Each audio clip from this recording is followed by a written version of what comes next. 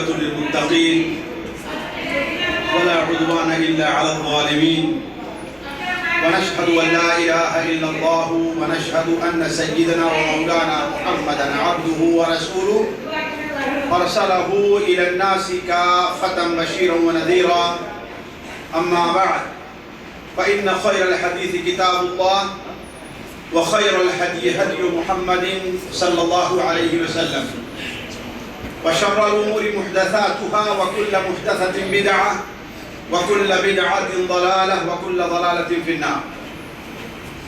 أعوذ بالله السميع العليم من الشيطان الرجيم. بسم الله الرحمن الرحيم. يا أيها الذين آمنوا اتقوا الله يا أيها الذين آمنوا اتقوا الله وذروا ما بقي من الربا إن كنتم مؤمنين فإن لم تفعلوا فأذنوا بحرب من الله ورسوله وإن تبتم فلكم رؤوس أموالكم لا تظلمون ولا تظلمون. سبحانك لا علم لنا إلا ما علمتنا إنك أنت العليم الحكيم.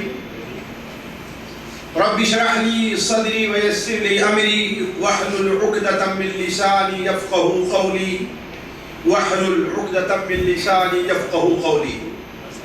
عزیز ساتھیو، قابل احترام دینی بھائیوں،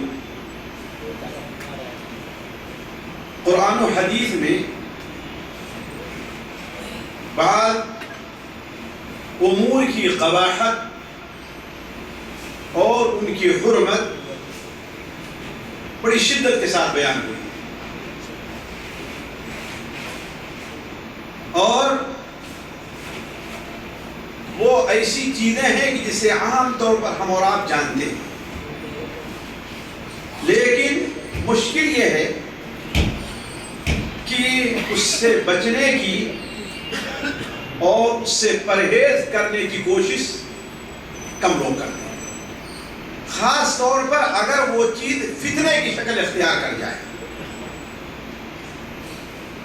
اگر وہ چیز معاشرے اور ماحول میں اتنا عام ہو جائے کہ اس سے بچنا اور اس سے پرہیز کرنا بڑے ہی پختہ ایمان اور بڑے ہی پختہ عزم کا معاملہ ہو جائے تو لوگ اس کے بارے میں تساہل اور سستی سے کام لینے لگتے ہیں۔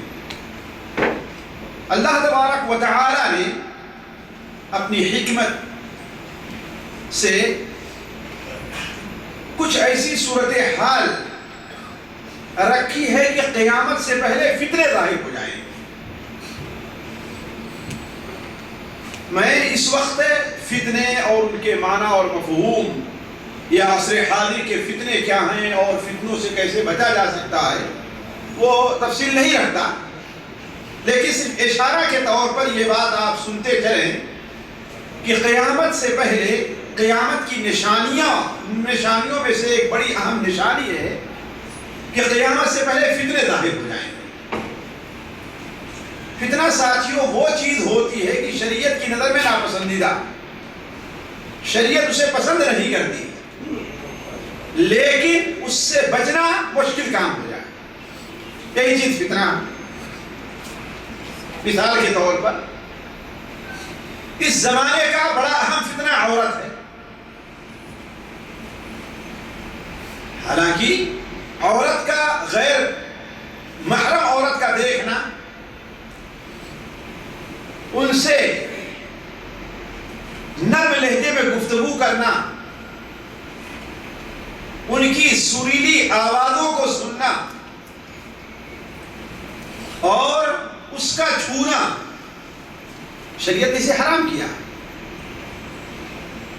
کوئی شخص اس کا انکار نہیں کر سکتا، لیکن آج آپ جانتے ہیں کہ ایسی صورتحال دنیا کی پیدا ہو گئی ہے کہ اس سے بچنا مشکل ہے۔ آپ ہاسپٹل میں جائیں تو آپ کی خدمت کرنے کے لیے کون ہیں؟ آپ جہاز پر سوار ہو تو آپ کی خدمت کرنے کے لیے کون ہیں؟ آپ ٹیلی ویژن پر خبر سننے لگے تو آپ کو خبر سنانے والی کون ہیں؟ جی آپ اپنے گھر سے باہر نکلے تو سامنے آپ کی طرح کون دکھائی نہیں دی؟ ایسا ہی نہیں تھے. حتیٰ کہ دنیا کی پاک ترین زمین بھی اسے محفوظ نہیں رہی. یہی تھی ساتھیوں فتنہ کہ شریعت کی نظر میں غیر مرغوب غیر پسندیدہ چیز اس قدر عام ہو جائے کہ اس سے بچنا مشکل. تو جو فتنے اسلام مسلمانوں کے قیامت سے پہلے ظاہر ہوں گے ان میں سے ایک فتنہ ساتھیوں مال کا بھی فتنہ، مال کے کمانے کا فتنہ، مال کے خرچ کا فتنہ. خرچ بھی ایک فتنہ. بہت سی چیزیں ہیں جسے آپ خرچ نہیں کرنا چاہیں لیکن مجبور ہے خرچ کرنے اور وہ شریعت کی نظر میں ناپسندیدہ. مثال کے طور پر آج انٹرنیٹ ہے. آپ کا بچہ اگر اسکول اور کالج میں پڑھتا ہے تو گھر میں آپ کو نیٹ رکھنا ضروری ہے کہ نہیں؟ اب آپ نہیں چاہتے کہ آپ کا بچہ انٹرنیٹ میں جو خرابیاں اور برائیاں اس میں پڑھے، ہے کہ نہیں؟ لیکن آپ مجبور ہیں. آپ اس سلسلے میں اپنا مال خرچ کرنے پر آپ مجبور ہیں، بغیر اس کے کام چلتا ہی نہیں آپ کا. کہ کوئی آدمی دنیا اور دنیا کے ماحول سے ٹل کر کے رہنا چاہیے، اس کے عزم کی بات ہے، یہ اس کے ہمت کی بات ہے. تو کہنے کا مطلب کہ اس وقت کے عام فتنوں میں ایک بڑا عام فتنہ کیا ہے؟ مال ہے. اور اس وقت مال کا جو سب سے بڑا فتنہ ہے ساتھیوں وہ سود کا فتنہ ہے. کیوں؟ سود شریعت کی نظر میں بڑی قبیح چیز ہے. جیسا کہ ابھی میں دو ایک باتیں آپ کے سامنے رکھوں گا اور یہ چیز آپ لوگ بار بار سنتے آئے ہیں. ہمارے بہت سے بھائیوں کو تعجب ہوگا کہ آخر سود سے متعلق تقریر کرنے کیا ضرورت ہے، آدمی جانتا. لیکن جیسا کہ شیخ صاحب نے کہا ذکر فإن الذکر تنفع المؤمنین، ورنہ قرآن مجید میں سورہ فاتحہ سے لے کر کے سورہ والناس تک توحید کی تعلیم، شرک اور مشرکین سے برات کا ذکر ہے. کیوں آخر بات وجہ کیا ہے؟ اس کی اہمیت کے پیش نظر اور لوگوں کے کثرت سے اس میں واقع ہونے کی وجہ سے. ورنہ ایک بار بیان کر دینا کافی تھا، لیکن بار بار کیوں، جگہ جگہ پر کیوں؟ تو ضرورت یہ ہے ساتھیوں کی اس کی اہمیت لوگوں کے سامنے سے کم ہوتی جا رہی. سود کی اہمیت لوگوں کے نزدیک کم ہوتی جا رہی ہے.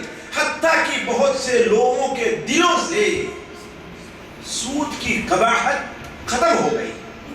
یعنی سود کو برا سمجھا ہی نہیں جاتا، بلکہ بعض لوگ تو یہاں تک سمجھ بیٹھے ہیں کہ سود ہماری زندگی کا ایک ضروری حصہ ہے. اگر ہم سود کا لین دین نہیں کرتے تو ہم دنیا میں رہ ہی نہیں سکتے. ورنہ آپ بیٹھیے تاجروں کے ساتھ چھوٹے بڑے تاجر جو ہم کے ساتھ بیٹھ گیا وہ آپ کے سامنے یہی حجت پیش کریں گے. تو کہنے کا مطلب کہ اس وقت کا جو بہت اہم فتنہ ہے مال کا، وہ فتنہ کیا ہے؟ سود کا ہے. جس سے متعلق نبی کریم صلی اللہ علیہ وسلم کی حدیث ہے، طبرانی اوسط وغیرہ میں حضرت عبداللہ بن مسعود کی، کہ آپ صلی اللہ علیہ وسلم نے ارشاد فرمایا کہ قیامت سے پہلے سود، زنا اور شراب خوری بڑی عام ہو جائے، بڑی عام ہو جائے. اور سنن نسائی میں حضرت ابو ہریرہ رضی اللہ عنہ سے روایت ہے کہ نبی کریم صلی اللہ علیہ وسلم نے ارشاد فرمایا کہ میری امت پر ایک ایسا وقت آئے گا کہ ہر شخص سود کھائے گا. دیکھیے ایک بات ذہن میں رکھنا چاہیے. بعض لوگ کہتے ہیں کہ جب آپ نے فرما ہی دیا ہے کہ ایسا ہونا ہی ہے تو ہم بچنے کی کوشش ہی کیوں کریں. کہتے ہیں جب اللہ کے رسول نے بتا ہی دیا ہے کہ امت 73 فرقے میں بٹے گی ہی، تو اب بٹنا اس کا بٹنا ہے، ہم چاہے جتنی کوشش کریں گے وہ بچے گے، بٹ ہی جائے. لوگ ایسا کہتے ہیں نا. حالانکہ نبی کریم صلی اللہ علیہ وسلم کا یہ مقصد نہیں. آپ صلی اللہ علیہ وسلم کا یہ مقصد نہیں. آپ صلی اللہ علیہ وسلم کا مقصد ان چیزوں سے یہ ہے کہ اے اللہ کے بندے، اے ایک مسلمان، اے اپنی عاقبت پر حریص انسان، اے اللہ سے ڈرنے والے، تجھے ان کاموں سے حتی الامکان بچنا چاہیے اور پرہیز کرنا چاہیے۔ کہیں ایسا نہ ہو کہ تو ان مرحوس لوگوں میں ہو جائے جو امت کو 73 فرقوں میں بانٹ دے رہے، کہیں تو ان لوگوں میں نہ ہو جائے جو سودی کاروبار، سود کا لین دین بڑی خوشی اور بے دردی سے کر رہے ہیں، تو کہیں ان لوگوں میں نہ ہو جائے۔ یہ مقصد ہے اس قسم کی حدیثیں بیان کرنے میں۔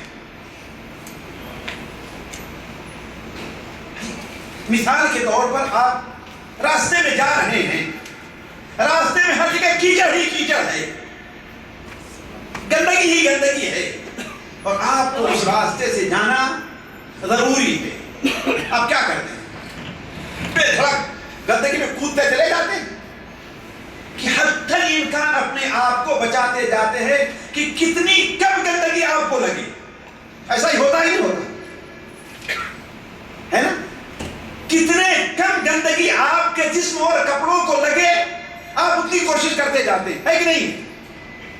تو آپ سر بیان کرنے کا مقصد حتی الامکان جہاں تک ہو سکے تو اس سے بچتا رہا، اور جہاں تک نہیں بچ سکتا ہے یہ تو تیرے دل میں رہے کہ یہ ہماری اب مجبوری، ہم سے جتنا بچنا ہو سکتا تھا اتنا تو ہم بچ گئے ہیں، باقی چیزیں اللہ تعالیٰ کے رحم و ہے صحیح نہیں صحیح۔ ایک آدمی کا، کسی کا بھائی بیمار ہو یا آگے بڑھ کر کے اس کا والد بیمار ہو، اس کا بیٹا بیمار ہو،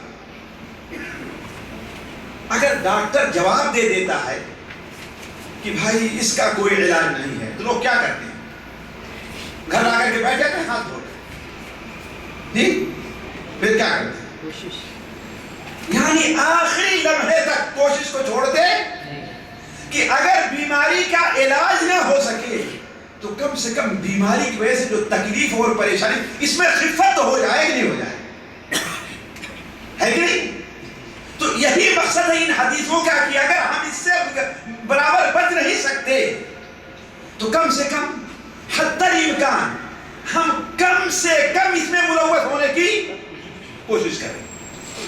تو آپ صلی اللہ علیہ وسلم نے ارشاد فرمایا کہ میری امت پر ایک وقت آنے والا ہے کہ میری امت کا ہر فرد سود کھائے گا، اللہ محفوظ رکھے، اور اگر سود نہیں بھی کھائے گا، سود کا دھواں اور سود کی گرد تو اس تک ضرور پہنچے گی۔ سودی بینک کے ساتھ اپنا پیسہ تو بھیجے گا، ہے کہ نہیں؟ ان کی مدد کیا مدد نہیں کیا، ہے کہ نہیں؟ سودی کاروبار کرنے والوں کے ساتھ اپنے تعلقات تو رکھے گا، ہے کہ نہیں؟ تو کوئی بھی ایسا نہیں ہوگا، اور میں سمجھتا ہوں کہ شاید یہ وقت ہی آ گیا ہے۔ لہذا ساتھیوں، سود سے متعلق ہر شخص کو چند ایسی ضروری باتیں ہیں جس کے بارے میں معلومات رکھنی چاہیے۔ ان میں سے چند باتیں میں آپ کے سامنے رکھتا ہوں۔ پہلی چیز تو یہ ہے ساتھیوں، یہ جان لیں کہ سود کیا چیز ہے، یہ بڑی اہم چیز ہے۔ سود کا لفظ عربی میں آیا ہے ربا کے اوپر، ربا کے معنی ہے، اسی کو ہم اور آپ اپنی زبان میں کیا کہتے ہیں؟ سود۔ سود کے معنی کیا ہے؟ فائدہ۔ ذرا میری بات پر غور کریں گے، سود کے معنی کیا ہے؟ فائدہ۔ کہ سود و زیاں ہمارے یہاں عام سا ایک لفظ بولا جاتا ہے۔ سود حرام جیسا کہ آگے آ رہا ہے، لیکن کوئی ضروری نہیں کہ ہر وہ چیز جسے حدیث کے اندر سود کہا گیا ہے اس میں فائدہ پایا بھی جائے۔ فائدے کا وہ چل کر کے آگے سبب بن سکتا ہے، جیسا کہ بعض مثالیں ابھی میں آپ کو آگے دوں گا۔ فائدے کا وہ ذریعہ بن سکتا ہے، اگرچہ اس میں وقتی طور پر فائدہ نہیں ہے، لیکن فائدے کا ذریعہ بھی بن سکتا ہے۔ مثال کے طور پر آپ کسی کے پاس گئے اور اسے آپ نے 1000 ریال دیا، 1000 ریال آپ نے اسے دیا، اور اس نے آپ کو 1000 ریال کا چینج دینے کے لیے جب پیسہ نکالا تو اس کے پاس 900 تھا، 1000 نہیں تھا۔ اس نے کیا کہا؟ 900 یہ لے لو اور 100 بعد میں لے کر کے جانا۔ ایسا ہوتا ہی نہیں ہوتا، ابھی اس کا ذکر آئے گا۔ اس میں تو کوئی سود زیادہ نہیں جاتی نہیں، لیکن شریعت اس کو بھی سود کہتی ہے، جیسے بھی تفصیل آ رہی ہے اس کی۔ شریعت کیا ہے؟ تو سود کے لیے بعض لوگوں کو یہ شبہ ہوتا ہے کہ ہاں اس میں تو کوئی اضافہ نہیں ہے، برابر برابر ہے، لیکن اسے جو حرام قرار دیا گیا نہیں۔ تو شریعت نے جہاں پر سود کہا ہے وہ ربا کا ترجمہ ہمارے یہاں سود کیا تھا، حالانکہ ربا کا مکمل ترجمہ سود نہیں۔ تو عرض کرنے کا مقصد یہ ہے کہ سود یہ چیز ہے اصل میں کہ کوئی چیز دے کر کے اس کے بدلے اسی کی جنس سے جسے شریعت نے سودی چیزیں قرار دیا ہے اس سے زیادہ لینا، یہی چیز کیا ہے؟ سود۔ اسے کم دینا، یہی چیز کیا ہے؟ سود ہے۔ کبھی یہ مدت کے مقابل میں ہوتا ہے، کبھی مدت کے علاوہ 2 چیزوں کے تبدیلی کے مقابل میں ہوا کرتا ہے، اس کی تفصیل آئے۔ سود کا معاملہ ساتھیوں قرآن مجید میں، حدیث رسول میں اور اجماع امت میں، تینوں چیزیں ذرا قرآن مجید میں، حدیث رسول میں اور اجماع امت سے سود قطعاً حرام اور اکبر الکبائر میں داخل ہے، یعنی جو بڑے بڑے گناہ مانے گئے ہیں اس کے اندر داخل ہے۔ بلکہ بعض روایتوں کے مطابق ساتھیوں سود اتنا بڑا گناہ ہے جتنا بڑا گناہ اپنی ماں کے ساتھ زنا کرنا بھی نہیں۔ یہ ہمارا کہنا نہیں، میں وقت کی تنگی کی بنیاد پر اس کی تفصیل میں نہیں جانا چاہتا، صرف اشارے سے کام لے رہا ہوں۔ بلکہ طبرانی کبیر کی ایک حدیث میں جو عوف ابن مالک سے مروی ہے، نبی کریم صلی اللہ علیہ وسلم نے سود کو ان گناہوں میں قرار دیا، شمار کیا ہے جو گناہ کسی بھی حالت میں معاف ہونے والے نہیں ہیں الا ایک انسان توبہ کرے۔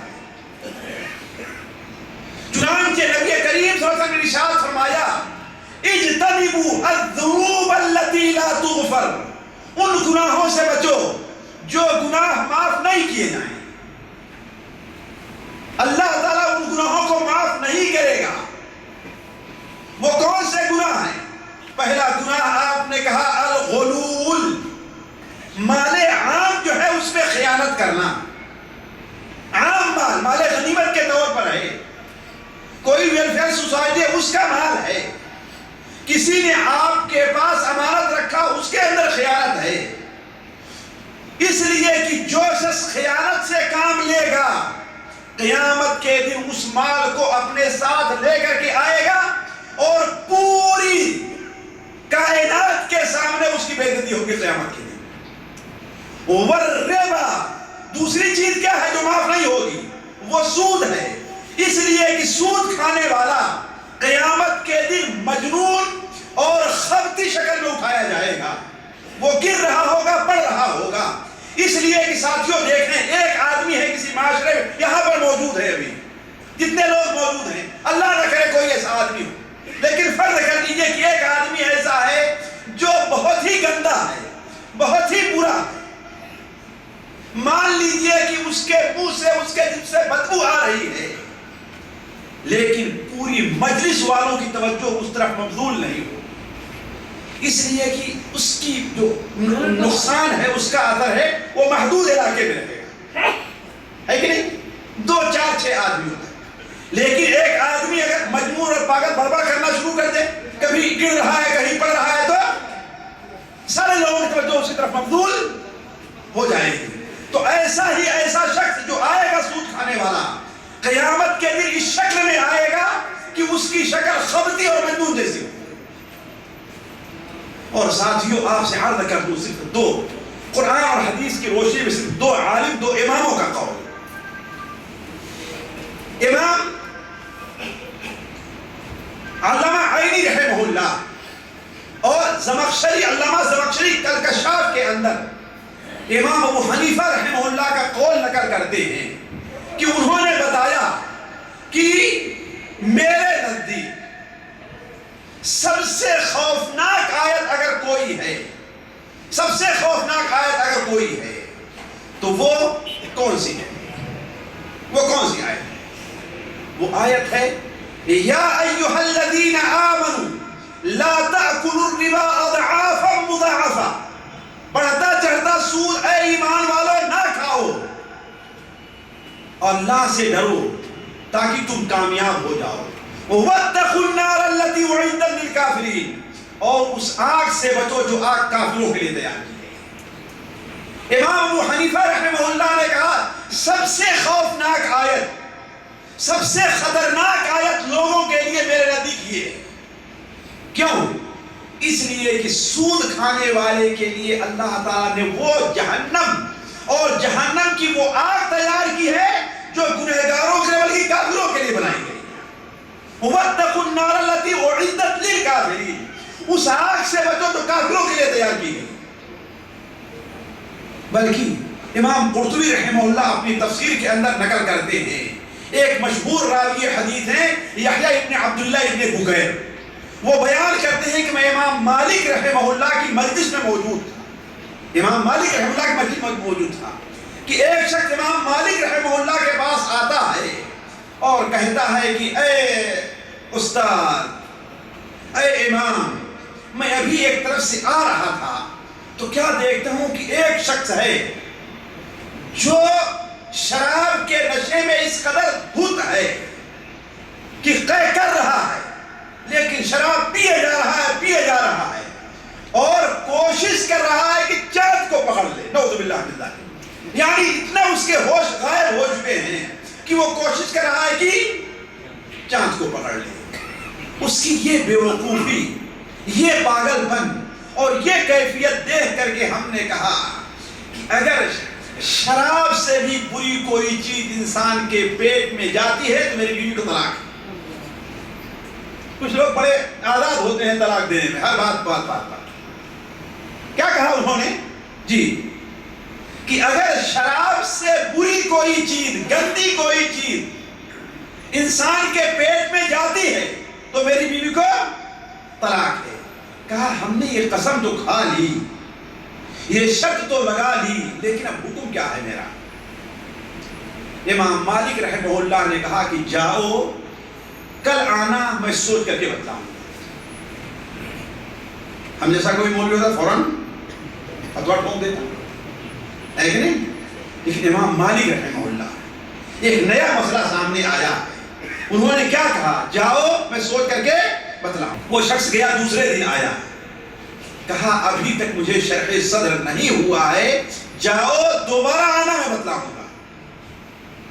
وہ شخص تیسری بار آتا ہے تو کہا کہ ہم نے قرآن مجید کی تمام آیات کے اوپر غور کیا اور نبی کریم صلی اللہ علیہ وسلم کی تمام احادیث کے اوپر غور کیا، مجھے سود جیسی بری کوئی اور چیز نظر نہیں آئی، لہذا تمہاری بیوی کو طلاق واقع ہو گئی ہے. اس لیے کہ سود شراب سے بھی بری چیز ہے. کیوں؟ سود کے اوپر اللہ تبارک و تعالیٰ نے یہ دھمکی دی ہے کہ فَإِن لَمْ تَفْعَلُوا فَأْذَنُوا بِحَرْبٍ مِّنَ اللَّهِ وَرَسُولِهِ. اے لوگو سود چھوڑ دو، اگر تم مومن ہو، اگر سود کا لینا دینا نہیں چھوڑتے ہو تو اللہ اور اس کے رسول سے لڑائی کرنے کے لیے تیار ہو جاؤ. ظاہر بات ہے کس کی یہ ہمت ہے کہ اللہ اور کے رسول سے اعلان جنگ کر دے؟ تو کہنے کا مطلب یہ ہے ساتھیوں کہ سود بڑی قبیح چیز ہے، سود زنا سے بری چیز ہے. سود کی وجہ سے اللہ تبارک و تعالیٰ کا عذاب قوم کے اوپر نازل ہوتا ہے. سود کی وجہ سے اللہ کا عذاب قوم پر نازل ہوتا ہے. سود ایسی بری چیز ہے کہ اللہ تبارک و تعالیٰ سود خور کو تو قیامت میں جہنم میں ڈالے گا ہی. سود ان گناہوں میں سے ہے جن گناہوں پر عالم برزخ میں بھی اللہ تعالیٰ عذاب دے.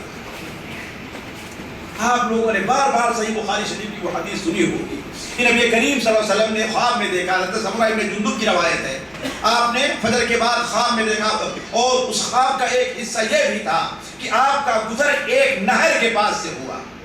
جو نہر کس کا تھا؟ پانی کا, دودھ کا تھا؟ خون کا نہر.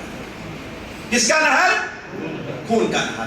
اور نہر کے کنارے ایک سے بہت زیادہ بڑے بڑے پتھر لے کر کے بیٹھا ہوا ہے, اور ایک شخص بڑی محنت کے ساتھ اس میں تیرتے ہوئے اور ہانفتے ہوئے آگے بڑھ رہا ہے. اس کا منہ کھلا ہوا ہے. جب یہ نہر کے کنارے آتا ہے, نکلنا چاہتا ہے, تو جو نہر کنارے جو شخص موجود ہے وہ ایک پتھر زور سے اس کے منہ میں مارتا ہے. وہ پتھر اس کے اندر داخل ہوتا ہے, اس کے مارنے کے زور کی طاقت کی وجہ سے دور تک پہنچتا چلا جاتا ہے. ایسے جب بھی وہ نکلنا چاہتا ہے اس کے ساتھ یہ چیز ہو رہی ہے. سنا ہے نہیں سنا؟ یہ عالم برزخ میں ابھی قبر, ابھی جہنم کا معاملہ نہیں ہے, بلکہ نبی کریم صلی اللہ علیہ وسلم جب خواب معراج پر تشریف لے گئے تھے اور آپ کا گزر پہلے آسمان پر ہوا, تو آپ نے اوپر دیکھا جہاں پر گرج ہے, چمک ہے, شور شرابہ ہے. آپ کو کچھ ایسے لوگ نظر آئے جن کے پیٹ گھروں کے برابر ہیں. نعوذ باللہ من ذالک. جن کے پیٹ گھروں کے برابر ہیں, اور اتنے بڑے ان کے پیٹ ہیں کہ اس کے اندر سانپ اور بچھو چلتے ہوئے نظر آ رہے ہیں, باہر سے نظر آ رہے ہیں. آپ نے پوچھا, اے جبرائیل یہ کون سے لوگ ہیں؟ حضرت جبرائیل نے بتایا کہ یہ وہ لوگ ہیں جو سود کھانا نہیں چھوڑتے. تو سود ایسی کبیرہ چیز ہے ساتھیوں, میں ابھی سود کی قباحت آپ کے سامنے تفصیل کے ساتھ نہیں رکھتا ہوں, اس لیے کہ مجھے اور دوسری بات کہنی ہے. تو یہ دوسری بات ہوئی. تیسری بات جو مجھے کہنی ہے ساتھیوں, دیکھیے سود سے متعلق چند باتیں ہمیں یہ جاننے کی ہیں کہ سود کی ساتھیوں دو قسمیں ہیں. سود دو قسم کا ہوتا ہے, لیکن مشکل یہ ہے کہ سود کی صرف ایک قسم کو عام طور پر لوگ جانتے ہیں, بلکہ بعض اہل علم پڑھے لکھے لوگ بھی دوسری قسم کو پڑھتے پڑھاتے تو آئے ہیں, لیکن اس پر توجہ نہیں دیتے. بلکہ یہ موضوع ہم نے اس لیے رکھا کہ بعض لوگ ہم سے مناقشے پر اتر آئے, پڑھے لکھے لوگ, بلکہ ایک صاحب تو ناراض ہونے لگے یہ کیسے سود ہو جائے گا. اس لیے میں سمجھتا ہوں کہ یہ چیزیں لوگوں کے سامنے آنی چاہیے. ایک سود وہ ہے جو ادھار کا سود ہے, جو ادھار کا سود ہے, جو عام طور پر مہاجنی سود جسے کہا جاتا ہے. زمانے جاہلیت میں جو سود رائج تھا وہ کیا ہے کہ ایک آدمی محتاج ہے, ضرورت مند ہے, وہ آپ سے یا کسی مہاجن سے, اللہ نہ کرے کہ آپ ان لوگوں میں شامل ہو, اللہ نہ کرے, کسی مہاجن کسی کے پاس جاتا ہے اور کہتا ہے مجھے 10,000 یا 15,000 یا 20,000 کی ضرورت ہے. وہ کہتا ہے میں دے تو رہا ہوں, لیکن 10,000 کے بدلے میں 11,000 واپس دوں گا. ایسا چل رہا ہے, ہم تو لوگ لے رہے ہیں, کچھ لوگ خوشی خوشی لے رہے ہیں, کچھ لوگ یہ مجبوری لے رہے ہیں, علامان الحافظ. ایسا ہو رہا. اور اگر سال بھر کی مدت تھی, سال بھر میں آپ نے واپس نہیں کیا, تو اب کیا ہوگا؟ اب وہ 1000 جو ہے اب 1100 ہو جائے گا. اب تک 1000 پر سود لگ رہا تھا, اب 1100 پر سود لگے گا. اور یہی سود ہے جو عام طور پر بینکوں میں چل رہا ہے, بینک قرض دیتا ہے. اسی لیے ساتھیوں بہت سے لوگوں کے بارے میں تجربہ ہے کہ ایک بار بینک سے سود لے لینے کے بعد بڑی مشکل سے کہیں چھٹکارا ملتا ہے, ورنہ عام طور پر سے چھٹکارا لوگ نہیں پاتے. کیوں؟ ہر سال بڑھتا, یہاں تک کہ اگر آپ نے 10,000 لیا تھا تو چند سالوں میں آپ کے اوپر قرض 20,000 ہو جاتا ہے, اور 20,000 پر سود آپ سے لیتا ہے. یہ مہاجنی سود ہے, اسے شریعت کے اندر ربا النسیہ کہا گیا ہے, ربا النسیہ کہا گیا ہے. اور یہی سود زمانے جاہلیت میں رائج تھا. قرآن مجید میں جس سود کی حرمت بیان ہوئی ہے وہ یہی پر ہے. اس سود کی حرمت بیان ہوئی ہے وہ یہی سود ہے کہ احل اللہ البیع وحرم الربا. اللہ تعالیٰ نے خرید و فروخت کو حلال کیا ہے اور سود کو حرام کیا ہے. دوسرا سود ہے جسے ہم عدل بدل کا سود کہہ سکتے ہیں. جسے ہم عدل بدل کا سود کہہ سکتے ہیں. اسے علماء نے ربا الفضل، شریعت میں ربا الفضل کہا گیا، یعنی زیادتی کا سود. اس کی صورت کیا ہے ساتھیوں کہ دو ہم جنس چیزیں کہ عدل بدل میں یا جن چیزوں کو شریعت نے سودی چیزیں قرار دیا ہے اس کے عدل بدل میں ان شرائط کو ملحوظ نہ رکھا جائے جس شرط کو شریعت نے وہ ضروری قرار دیا. مثال کے طور پر گیہوں ہے. گیہوں کو ہمیں گیہوں سے بدلنا ہے. گیہوں کو ہمیں گیہوں سے بدلنا ہے. 1 کلو گیہوں دے کر کے ہم دوسرا 1.5 کلو گیہوں لیں، یا 1 کلو گیہوں دے اور آدھا کلو گیہوں ہم لیں. یا اس کی ایک اور صورت ہے جو آگے آ رہی ہے. تو کہنے کا مطلب ساتھیوں ربا الفضل ایسی چیز ہے جس کے بارے میں ذرا غور سے سمجھنا چاہیے. میں آپ کے سامنے پہلے 2-1 حدیثیں رکھتا ہوں، پھر اس کے بعد اس کی کچھ تشریح کرتا ہوں. دیکھیے وقت کم ہے، ذرا دیکھیں گے. صحیح مسلم شریف میں حضرت ابو سعید خدری رضی اللہ عنہ کی روایت ہے. اس کو ذرا ساتھیوں غور سے، اس لیے کہ بہت سے لوگ اس سلسلے میں کوتاہی کے شکار ہیں. نبی کریم صلی اللہ علیہ وسلم نے ارشاد فرمایا کہ الذهب بالذهب والفضة بالفضة والتمر بالتمر والبر بالبر والشعير بالشعير والملح بالملح. کتنی چیزیں ہوئی ساتھیوں؟ میں انگلی سے 6 کر رہا ہوں، بھائی ہمارے 5 کہہ رہے ہیں. کتنی چیزیں ہوئی؟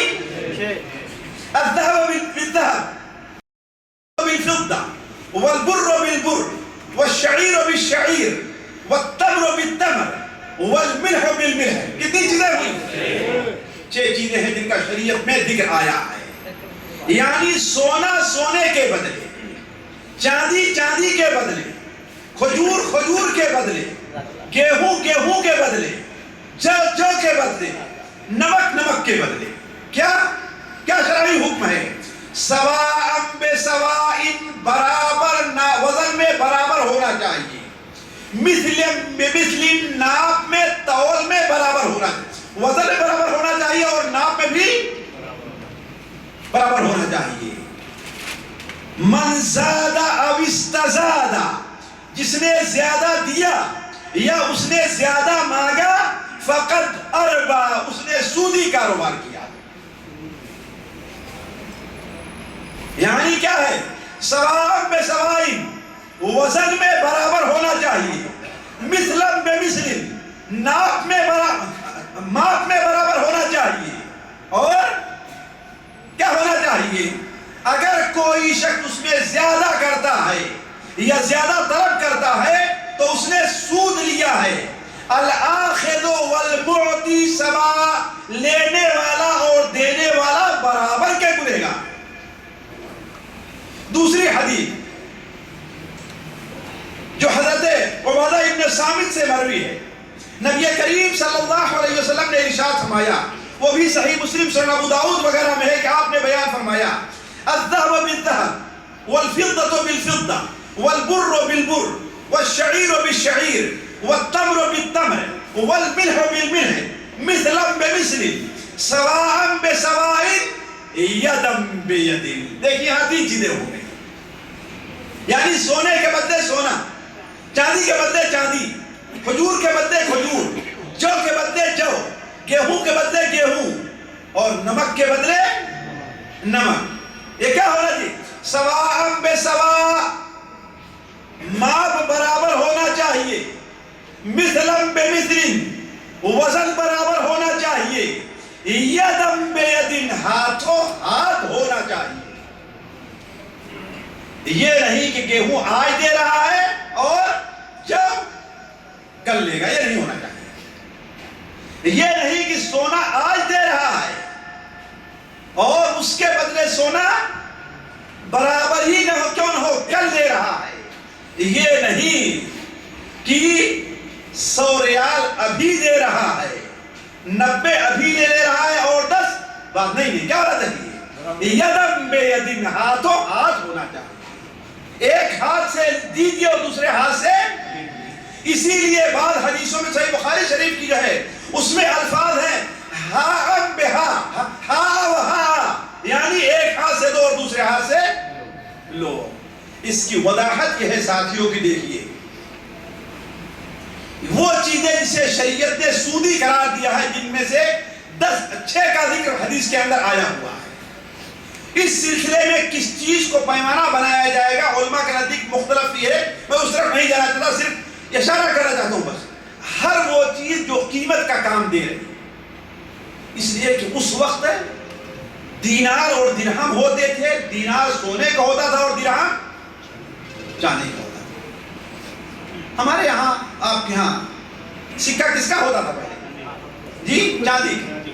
بوڑھے دادا ہمارے خیال اگر آپ کی دادی ہو جو 50 سال کے لوگ ہیں وہ پوچھیں اپنی دادی سے, اگر زندہ ہے 50 سال پوری ان کی دادی, تو وہ کہیں کہ ہاں ہم نے چاندی کا سکہ دیکھا ہے. بات ہے نہیں؟ چاندی کا سکہ چلتا تھا اس وقت, ہے نا. ہم نے اپنے بزرگوں سنا ہے چاندی کا سکہ, لیکن اب تو چاندی کا سکہ رہ ہی نہیں گیا. گلٹ ہے یا کہ ورق چل رہا ہے. لیکن ظاہر بات ہے یہ بھی قیمت کا کام دے رہا ہے. روپیہ ہے نا, قیمت کام ہے کہ نہیں کام, وہی کام دے رہا ہے جو پہلے سونا اور چاندی دے رہے. تو ہر چیز جو قیمت کی شکل اختیار کر لے, وہ سونے کی شکل میں ہے, چاندی کی شکل میں ہے, یا کاغذ کی شکل میں ہے, پیتل کی شکل میں ہے, یا سلور کی کسی بھی شکل میں ہے, اگر وہ چاندی کا کام, تو پہلی چیز یہ ہے کہ وہ چیز چاندی, وہ قیمت کا کام دے رہا. اور دوسری چیز یہ ہے کہ وہ کھانے والی چیز ہو, وہ کھانے والی چیز ہے اور ناپ اور تول کر کے بیچی جاتی ہے. وہ کھانے والی چیز ہے اور ناپ اور تول کر کے بیچی جاتی ہے. یہ 2 شرطیں پائی جائیں گی جن چیزوں میں, مثال کے طور پر اللہ کے رسول صلی اللہ علیہ وسلم نے چاول کا ذکر نہیں کیا ہے کہ نہیں, لیکن چاول کھایا جاتا, انسان کی غذا بنتی ہے اور ناپ اور تول کر کے بیچا جاتا ہے. اور کپڑا ناپا تو جاتا ہے لیکن غذا ہے انسان کی نہیں, غذا لہذا اس میں سودی کا سلسلہ نہیں رہے گا, ہے کہ نہیں؟ آنے بات میں اب یہ بتائیے بیل ہے یا بھینس ہے, یہ انسان کی کہیے غذا تو کس طریقے سے بن سکتے ہیں, لیکن جس شکل میں ہے غذا نہیں ہے, اور نہ انہیں ناپا اور تولا جاتا ہے. لہذا اس میں سود جاری نہیں ہوگا, اس میں سود جاری نہیں ہوگا. تو کہنے کا مطلب کہ 2 چیز ہو ساتھیوں. پہلی چیز یہ ہے کہ وہ چیز قیمت بنتی ہو, وہ کیا ہے؟ قیمت بنتی ہو. اور دوسری چیز یہ ہے کہ انسان کی غذا ہو اور وہ ناپ اور تول کر کے. یہ 2 چیزیں جس کے اندر پائی جائیں گی, ان چیزوں میں عدل بدل میں سود ہوگا. ان کے لیے پہلی شرط یہ ہے ساتھیوں کہ دونوں مقدار میں برابر ہونی چاہیے, کوالٹی کا فرق نہیں ہے. مثال کے طور پر ایک شخص ہے جو اچھے قسم کا گیہوں, اس کی 1 کلو کی قیمت گھٹیا قسم کے گیہوں کی 3 کلو کے برابر ہے. تو اب یہ جائز نہیں ہے کہ اچھے قسم کا 1 کلو گیہوں دے کر کے آپ گھٹیا گیہوں 3 کلو دے دیں, نہیں, بلکہ 1 کلو گیہوں کے بدلے 1 ہی کلو گیہوں ہونا چاہیے. کوالٹی کا فرق اس میں نہیں, چاہے جتنا فرق ہو قیمت میں, دونوں کے عدل بدل میں فرق نہیں. اب آپ کہیں گے اس طریقے سے بڑا گھاٹا اور نقصان ہوگا کہ نہیں ہوگا, لیکن شریعت میں ساتھیوں ہر چیز کا حل موجود ہے. وہ کیا کیا جائے؟ وہ یہ ہونا چاہیے کہ اس کو بیچ کر کے اسی کی قیمت کی دوسرا گیہوں خرید لیا جائے. اس کی دلیل کیا ہے؟ نبی کریم صلی اللہ علیہ وسلم کے پاس ایک بار صحیح مسلم شریف میں ہے اچھی قسم کی کھجور لے آئی گئی جو مدینہ منورہ کی کھجور نہیں تھی مثال کے طور پر. آپ نے کہا یہ کھجور تمہیں کہاں ملی؟ یہ کھجور تمہیں کہاں ملی؟ کہا کہ اے اللہ کے رسول صلی اللہ علیہ وسلم ہم اس کھجور کی 1 کلو لیتے ہیں اور اپنی جو کھجور ہے 2 کلو دیتے ہیں. ہم 1 کلو لیتے ہیں اور اپنی کھجور 2 کلو دیتے ہیں. ہم چاہ رہے تھے کہ اچھی کھجور ہے آپ اس کو کھائیں تو آپ کے لیے ہم نے اسے 1 کلو کے بدلے 2 کلو دیا ہے. آپ نے فرمایا کہ نہیں یہ سود ہے, جاؤ اس کو واپس کرو, پھر جو تمہاری کھجور ہے اس کو بازار کے ریٹ سے بیچو اور اس پیسے سے یہ کھجور خریدو. اس پیسے سے کیا ہے؟ یہ کھجور خریدو. آ رہی بات سن میرے ساتھیوں؟ آپ کے پاس چاول ہے اچھی کوالٹی کا ہے, گھٹیا کوالٹی کا ہے مثال کے طور پر. آپ چاہتے ہیں کہ عید کے لیے, بقرعید کے لیے, مہمانوں کے لیے کوئی اچھا چاول ہم خریدیں, ہے نا؟ لیکن آپ کا پڑوسی ہے اس کے پاس اچھا چاول ہے, تو آپ یہ کہیں کہ ٹھیک ہے میں اپنا چاول 1 کنٹل دے کر کے اس سے 50 کلو لے رہا ہوں جو مارکیٹ کیا ریٹ ہے. تو یہ جائز ہوگا؟ جی نہیں جائز ہوگا. لیکن اس کا حل کیا ہے ساتھیوں؟ آپ اپنا 1 کنٹل چاول بیچیے, پھر جو آپ کے ہاتھ میں پیسہ آ رہا ہے اس سے جا کر کے وہ چاول. بھائی دیکھیے یہاں پر ایک بات میں عرض کر دوں, بہت سے بھائی ہمیں کہہ سکتے ہیں کہ آخر اس میں نقصان کیا ہے, وہی تو بات ہوئی نا. ہم اس علت طرف نہیں جانا چاہتے ہیں, ہم یہ کہتے ہیں کہ یہ شریعت کا نبی صلی اللہ علیہ وسلم کو اللہ کا رسول ماننے کے اوپر یہ چیز داخل ہے کہ آپ جس چیز کا حکم دیں ہم اسے مان لیں, اور جس چیز سے روک دیں ہم اس سے رک جائیں. ہماری عقل میں آئے, ہماری عقل میں. اس لیے میں یہ دروازہ نہیں کھولنا چاہتا کہ آخر کیوں حرام کیا ہے اس کو, یہ دروازہ نہیں کھولنا چاہتا, ورنہ ہے اس کی علت ضرور ہے. شریعت کسی ایسی چیز کا حکم نہیں دیتی ہے جو انسان کی عقل کے, لیکن یہ کوئی ضروری نہیں کہ ہر انسان کی عقل اسے سمجھ بھی نہیں. لہذا آپ لوگ مسلمان ہیں, میں آپ لوگوں کے سامنے یہ دروازہ نہیں کھولنا چاہتا. اس کی وجہ کیا؟ ہم یہ کہنا چاہتے ہیں کہ اللہ کے رسول سے حرام قرار دیا ہے. ارے بس میرا دوسری شرط یہ ہے کہ ساتھیوں یہ ہاتھوں ہاتھ ہونا چاہیے. یعنی آپ اپنا چاول 1 کنٹل جو اس کو دے رہے ہیں اور اس سے 1 کنٹل دوسرا جو چاول لے رہے ہیں, اپنی 50 کلو کھجور جو کسی کو دے رہے ہیں اور دوسرے سے 50 کلو کھجور جو برابر لے رہے ہیں, وہ ہاتھوں ہاتھ ہونی چاہیے. یہ نہیں کہ آپ اپنی 50 کلو کھجور آج دے رہے ہیں اور اس سے 50 کلو کھجور کل لیں گے, ایسا نہیں ہونا چاہیے. ساتھیوں ہمارے یہاں دیہات میں کھیتی کرنے والے لوگ اس سلسلے میں ان سے غلطی ہوتی ہے. وہ کیا کرتے ہیں, آج موسم سے پہلے 10 کلو گیہوں کسی کو دیتے ہیں, ہے نا, اور کہتے ہیں کہ اس موسم میں ہم تم سے 15 کلو گیہوں لیں گے, ہے کہ نہیں؟ تو یہ دونوں قسم کے سود میں مبتلا ہو رہے ہیں. ربا نسیہ بھی ہے اور ربا الفضل بھی ہے, یعنی ادھار کا سود زیادہ بھی کیا ہے, اور کیا ہے یہ ہاتھوں ہاتھ نہیں ہے. تو دوسری شرط یہ ہے ساتھیوں کہ ہاتھوں ہاتھ ہونا چاہیے. کیا ہونا چاہیے؟ ہاتھوں ہاتھ, یعنی ایک ہاتھ سے دیجیے اور دوسرے ہاتھ سے آپ لے لیجیے. یہ نہیں ہے کہ چاول آج دے رہے ہیں اس کے بدلے 10 کلو چاول کل لیں گے, نہیں. کھجور آج دے رہے ہیں 10 کلو چاول نہیں, 100 کا نوٹ ابھی دے رہے ہیں اور اس سے 100 کم لیں گے. آپ ادھار کی بات نہیں کر رہا, میں بدل کی بات کر رہا ہوں. آپ بدل رہے ہیں تو یہ نہیں کہ ہم مثال کے طور پر آپ کسی کے پاس گئے, ارے بھائی میرے پاس جو یہ 10 کا نوٹ ہے یہ پھٹا ہوا ہے. یہ کیا ہے؟ پھٹا ہے. تو کوئی کہتا ہے کہ اچھا مجھے دے دو, میں تمہیں اس کے بدلے 10 کا نوٹ کیا ہے اچھا دے دوں گا. ایسا لوگ کرتے ہیں کہ نہیں کرتے؟ وہ لے کر چلا گیا، پھر 2 3 10 دن کے بعد کیا ہے دوبارہ یہ جائز ہوگا؟ نہیں۔ آپ اس سے کہیے کہ اپنا لے آؤ، تب ہمارا شریعت یہ کہتی کہ ہاں وہاں کیا ہونا چاہیے، ایک ہاتھ سے لو دوسرے ہاتھ سے دو۔ چنانچہ صحیح بخاری میں، صحیح مسلم میں حضرت عمر بن خطاب رضی اللہ عنہ کی روایت ہے کہ نبی کریم صلی اللہ علیہ وسلم نے ارشاد فرمایا، سونا سونے کے بدلے لینا دینا سود ہے، الا ہا وہا، ہاں مگر برابر سرابر ہو اور ہاتھوں ہاتھ ہو۔ گیہوں گیہوں کے بدلے سود ہے، مگر وہ جو ہاتھوں ہاتھ ہو، ایک ہاتھ سے لیا جائے اور ایک ہاتھ سے دیا دوسرے ہاتھ سے لیا جائے۔ کھجور کھجور کے بدلے سود ہے، الا ہا وہا، مگر ایک ہاتھ سے دیا جائے دوسرے ہاتھ سے لیا جائے۔ ایسے ہی آپ نے جو کا بھی ذکر فرمایا ہے۔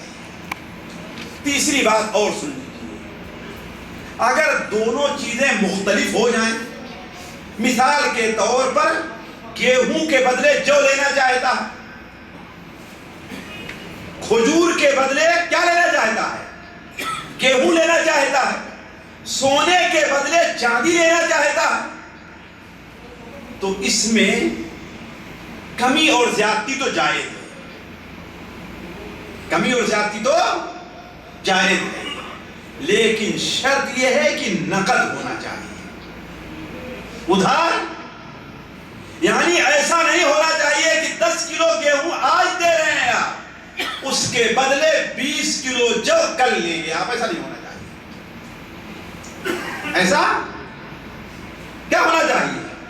یہ نہیں کہ 10 کا نوٹ ابھی آپ دے رہے ہیں اور اس کے بدلے فٹ کر کب لیں گے آپ، کل لیں گے، ایسا نہیں ہونا چاہیے۔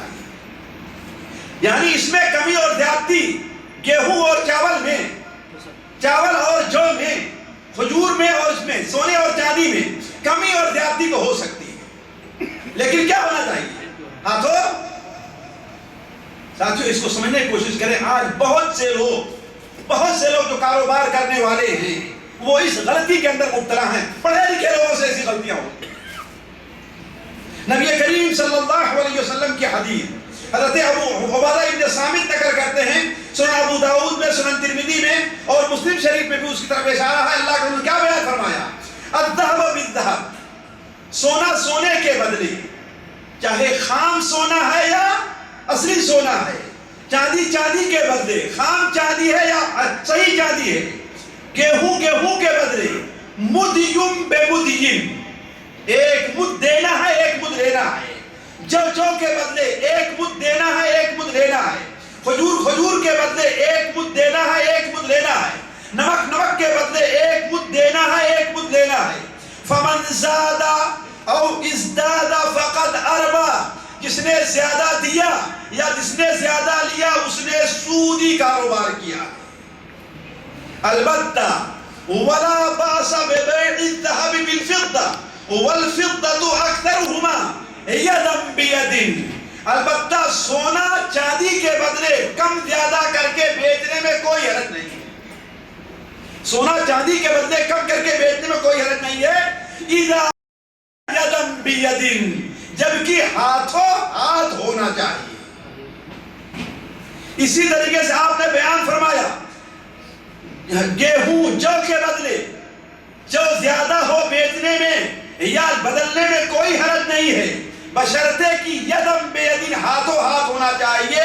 وَأَمَّا نَصِیحَةً فَلَا، اور اگر ادھار ہے تو ایسا نہیں ہو سکتا۔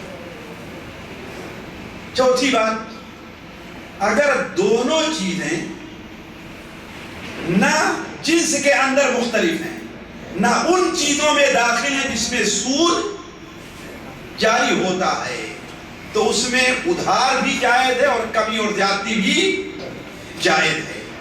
مثال کے طور پر جانور کے بدلے ایک بیل دے کر کے 2 بیل آپ لے لیں، 2 بیل دے کر کے 1 بیل آپ لے لیں، کوئی حرج نہیں۔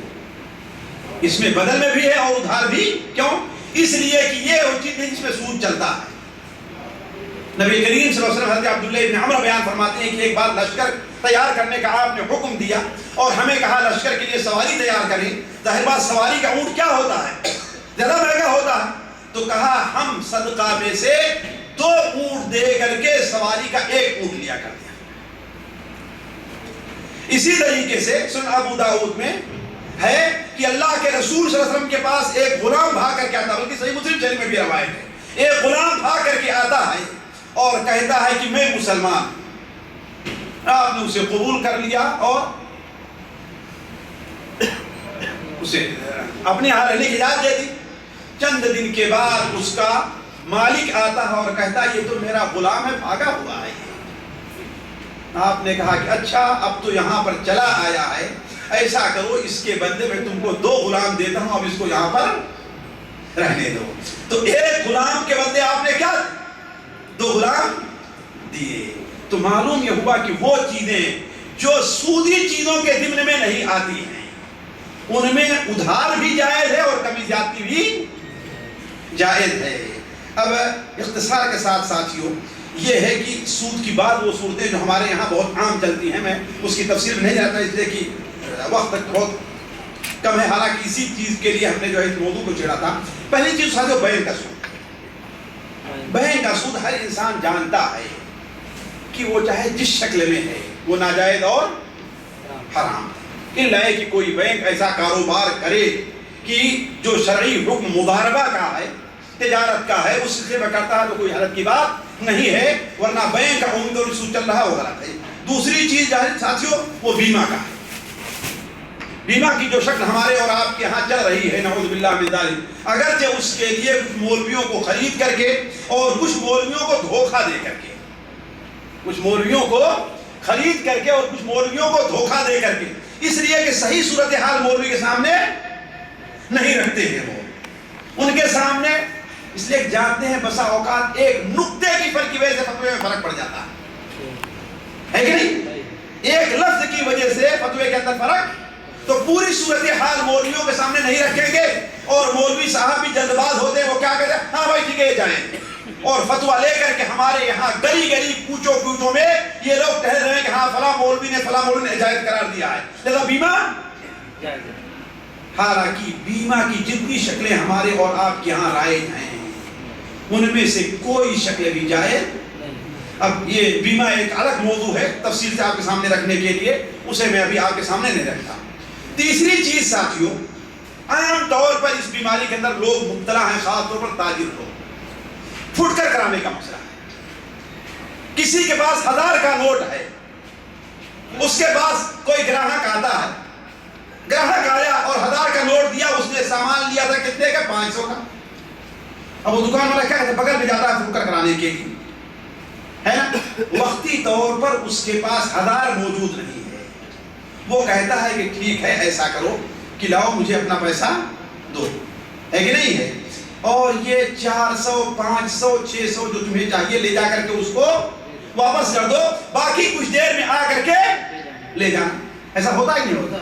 یہ جائز جی, یہ جائز نہیں جائز. لیکن کتنے لوگ ہیں جس کو ناجائز سمجھتے ہیں؟ یہ چیز ناجائز ہے. کیوں؟ اللہ کے رسول نے کیا بیان فرمایا ہے, برابر سرابر اور ہاتھوں ہاتھ ہونا چاہیے. برابر سرابر ہونا چاہیے اور ہاتھوں ہاتھ, یعنی آپ 1000 دے رہے ہیں تو اس کا پھٹ کر اسی مجلس میں آپ لیں, یہ نہیں کہ چھوڑ کر آپ 900 لے کر کے چلے آئے اور 100 اس کے پاس چھوڑ دیا بعد میں جا کر کے لے, ایسا نہیں ہونا چاہیے. اب آپ کہہ سکتے ہیں کہ آخر اس کا حل کیا ہے.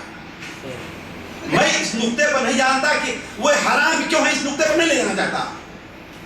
ہم اس پر قائم ہے کہ اللہ کے رسول نے اس کو ناجائز قرار دیا ہے, اس کی وجہ کیا ہے الگ مسئلہ ہے کہ نہیں, لیکن اس کا حل کیا ہے ساتھیوں؟ شریعت میں کوئی ایسی چیز نہیں کہ اس کا کوئی حل نہ ہو. اس کا حل کیا ہے؟ ٹھیک ہے بھائی, آپ اپنا پیسہ اس کو نہ دیجیے, اس سے آپ قرض لے کر کے چلے جائیے, پڑوسی دکاندار ہے نا, اسے قرض لے دیجیے اور تھوڑی دیر میں آپ کے پاس فرصت ہو تو آپ کیا ہے اس کو ختم ہو جائے. آسان ہے کہ نہیں آسان؟ دوسری صورت یہ ہے کہ سکہ کے عدل بدل کے وقت سکہ کے ادل بدل کے وقت مثال کے طور پر آپ کے پاس ریال ہے، آپ اپنے یہاں گئے کس لیے؟ روپیہ لینا ہے آپ کو، ہے نا؟ اب ظاہر بات ریال اور روپیہ دونوں الگ الگ چیزیں ہیں، اس میں کمی اور زیادتی ہو سکتی ہے۔ ایک ریال 12 روپے 15 روپے 13 یا 22 روپے 23 روپے کا، ایسا جائز ہے زیادتی ہے، لیکن کیا ہونا چاہیے؟ ہینڈ ٹو ہینڈ ہونا چاہیے۔ یہ نہیں کہ آپ اس کو ریال دے کر کے چلے آئے ہیں اور کل جا کر کے روپیہ اسے آپ لے کر کے، نہیں، کیا ہونا چاہیے؟ Hand to hand. آپ کے پاس پھٹی ہوئی نوٹ ہے، آپ کے پاس پھٹی ہوئی نوٹ ہے، کوئی کہتا ہے کہ ٹھیک ہے بھائی یہ 100 کی نوٹ ہے نا، میں آپ کو 95 دیتا ہوں، مجھے دے دو۔ ایسا ہوتا ہے کہ بینک بھی یہ کہتا ہے پھٹا نوٹ آپ سے لے گا لیکن پوری قیمت نہیں دے گا، ہے کہ نہیں ہے؟ تو پھٹا ہوا نوٹ یا پرانا نوٹ، یا کچھ لوگوں کو شوق رہتا ہے نئے نئے نوٹ جمع کرنے کا، بالکل کڑک ان کا نوٹ ہونا چاہیے، تو اس کے اندر بھی کمی اور زیادتی نہیں ہونی چاہیے۔ پھٹا نوٹ ہے، پرانا ہے، قیمت دونوں کی کیا ہے؟ ایک ہے، لہذا اولا تو برابر سرابر، دوسرے ہاتھوں ہاتھ۔ تیسری چیز جو ہے اسے بعض علماء نے جائز قرار دیا ہے ساتھیوں، لیکن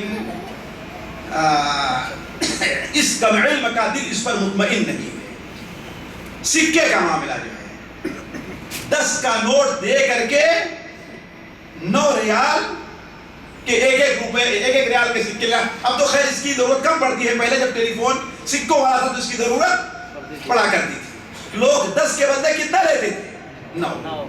یہ بھی ساتھیوں اگر سے بعض علماء نے اس کی اجازت دی، لیکن یہ بھی کیا ہے؟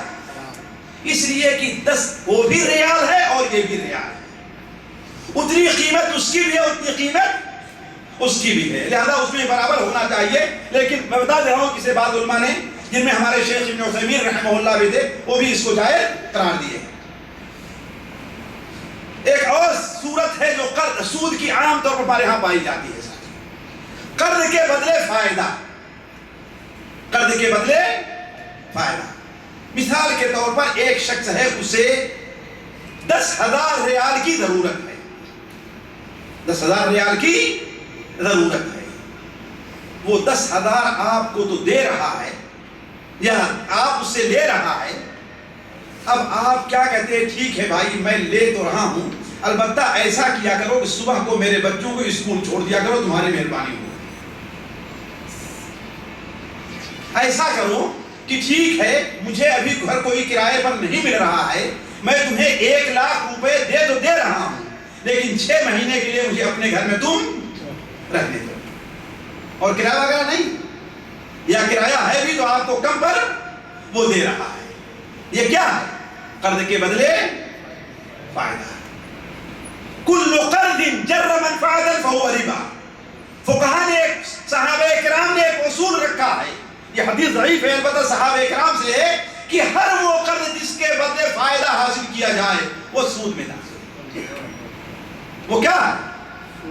اب مثال کے طور پر آپ کے پاس اپنی گاڑی نہیں، لیکن آپ کے پاس پیسہ، جو آپ سے قرض لے رہا ہے اس کے پاس گاڑی ہے، تو آپ اس کی گاڑی استعمال کرنا شروع کر دیا۔ ایسا ہوتا ہے نہیں ہوتا؟ جی، اب وہ مجبور ہے چونکہ آپ سے قرض لیا ہوا ہے، آپ کو انکار نہیں کر سکتا۔ تو ہر قرض جس کے بدلے فائدہ حاصل کیا جائے وہ کیا ہے؟ سود میں داخل ہے۔ اسی طریقے سے سود کی ایک اور قسم ہے جو عام طور پر چلتی ہے، 2 آدمی ہیں آپس میں کوئی لین دین تحفہ ہدیے کا نہیں ہے، لیکن ہم نے آپ سے قرض لے لیا تو اب میں آپ کو ہدیہ اور تحفہ بھی دینا شروع کر دیا، پہلے سے کوئی نہیں تھا، تو گویا میں ہدیہ تحفہ آپ کو کیوں دے رہا ہوں؟ اس لیے کہ آپ نے ہمیں قرض دیا ہے۔ یہ چیز بھی کیا ہے؟ شریعت میں اسے بھی سود کہا گیا۔ ساتھیوں ہر ایک کی حدیث میں دلیل موجود ہے، لیکن میں اختصار کے ساتھ جو ہے صرف اشارہ کرتے چل رہا ہوں۔ اسی طریقے سے ایک اور سود ہمارے ہاں عام طور پر چلتا ہے، وہ کیا ہے کہ سورس لگانے کے لیے، ہے کہ نہیں، سورس لگانے کے لیے کچھ پیسے دیا جاتا ہے نا؟ ظاہر بات ہے یہ بھی کیا ہے، رشوت اور سود میں داخل ہے کہ نہیں؟ آپ نے فلاں صاحب پاس ہمارا کچھ کام کر دیا تو اب ہم کیا ہے آپ کو لے جا کے کچھ ہدیہ پیش کریں گے، بڑا آپ نے بہت کام ہمارا کیا، یہ بھی کیا ہے سود میں۔ اچھا آخری بات ساتھیوں، معذرت کے ساتھ اگر وقت زیادہ ہو رہا ہے شیخ کو، آخری بات، ایک ایسا سود ہے جو جائز ہے،